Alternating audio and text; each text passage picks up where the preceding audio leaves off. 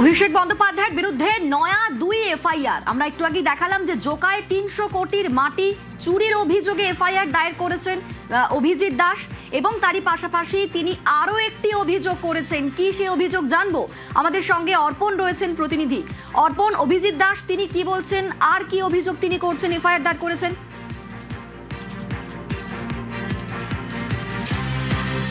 দেখো, আমফান বা প্রাকৃতিক দুর্যোগে যে টাকা এসেছিল, আমফানে তুমি জানবে যে দক্ষিণ 24 পরগনার বিস্তীর্ণ এলাকায় ব্যাপক ক্ষতি হয়েছিল। যাদের বেশি ক্ষতি হয়েছিল তাদের কেন্দ্রীয় সরকারের পক্ষ থেকে 20,000 টাকা এবং আংশিক ক্ষতি যাদের হয়েছিল তাদের জন্য 5,000 টাকা। এই টাকা আত্মসাৎ করা হয়েছে, অর্থাৎ ব্যাংক ট্রান্সফার যেখানে হয়েছে সেখানে এক ব্যক্তির নামে প্রচুর টাকা প্রবেশ করেছে, এমনটাই তিনি অভিযোগ করেছেন। সেই টাকার পরিমাণটা কত? প্রায় 250 কোটি টাকা।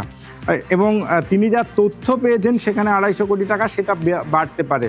তার নির্দিষ্ট করে অভিযোগ যে রেকমেন্ড বাই, মানে এই টাকা দেওয়ার জন্য অনুমোদন কে দিচ্ছে? অভিষেক বন্দ্যোপাধ্যায়। এবং এই লোকসভা কেন্দ্রে, ডায়মন্ড হারবার লোকসভা কেন্দ্রের 12টি ব্লকের প্রত্যেক কটি এলাকায় এই অভিযোগ দায়ের করা হবে তিনি জানিয়েছেন।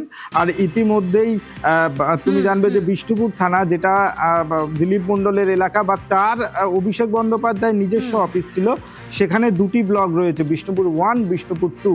এই 2টি মিলিয়েও কিন্তু কয়েকশো কোটি টাকা দুর্নীতি হয়েছে। তার লিস্ট এবং তার ডেটা ইতিমধ্যেই বিষ্ণুপুর থানাতে দেওয়া হয়েছে এবং তার পরিপ্রেক্ষিতে এফআইআর স্টার্ট করেছে বিষ্ণুপুর থানার পুলিশ।